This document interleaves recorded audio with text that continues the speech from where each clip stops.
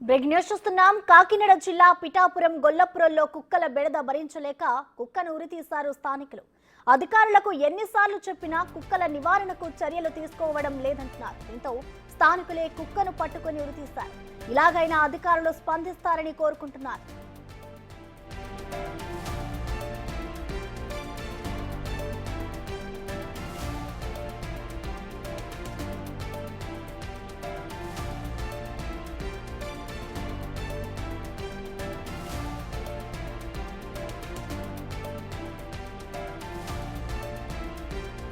Dumping యార్డ్తో తమ కాలనీలో కుక్కలు స్వైర విహారం చేస్తున్నాయని స్థానికులు వాపోతున్నారు.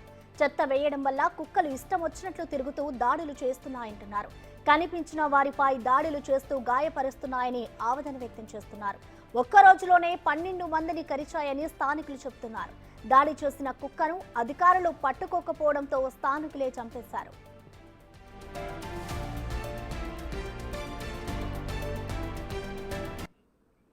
ఈ ఘటనపై మరింత సమాచారాన్ని మా ప్రతినిధి శివశంకర్ అందిస్తారు. శివశంకర్, చెప్పండి. ఈ స్థానికులే కుక్కని ఉరితీసి చంపిన ఘటన అయితే అక్కడ నెలకొంది. మరి దీనికి సంబంధించి ఇప్పటికైనా అధికారులు స్పందించారా?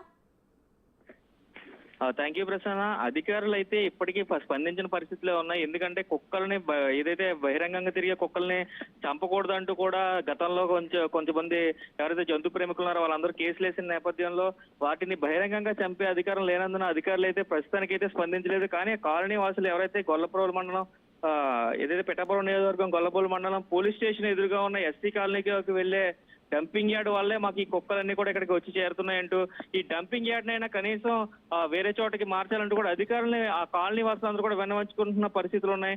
అయితే ఈ అనేక రకాల చెత్తంతా తీసుకొచ్చి ఇక్కడ వేయడం వల్ల వీధి కుక్కలన్నీ కూడా అక్కడికి చేరుకుని దారి గుండా వెళ్లే వారిపై దాడి చేస్తున్నాయంటూ కూడా స్థానికులు వాపోతున్న పరిస్థితి ఇక్కడ కనిపిస్తుంది.